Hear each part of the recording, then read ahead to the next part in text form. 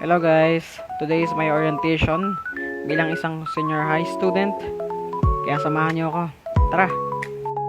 Dito bumili muna ako ng mask ko dahil wala lang, natripan ko lang.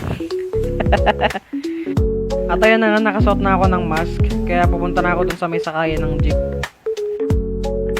At ayan na nga, nakasakay na ako.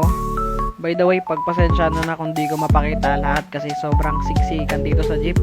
And hindi ako makagalaw masyado kaya pagpasensyaan nyo na guys.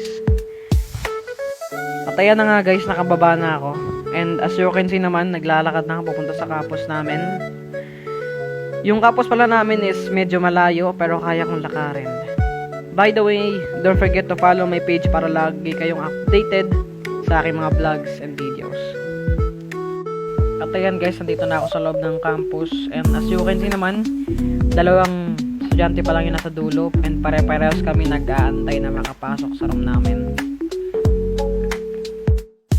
Dito ngayon nakapasok na ako sa room ko ay nag-start na rin yung orientation. And excited na rin ako sa mga kung ano yung mga matututunan ko bilang isang senior high student.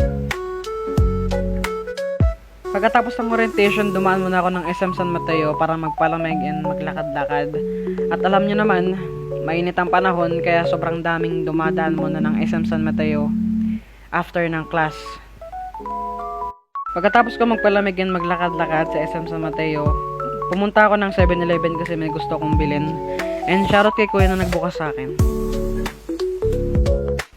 Dito ay pauwi na ako and dala-dala ko na rin yung binili ko sa 7-Eleven. Tsaka kailangan ko na rin umuwi dahil kailangan ko na magpahinga. By the way, don't forget to follow my FB page para lagi kayong updated sa aking mga vlogs and post. Yun lang, ingat kayo palagi.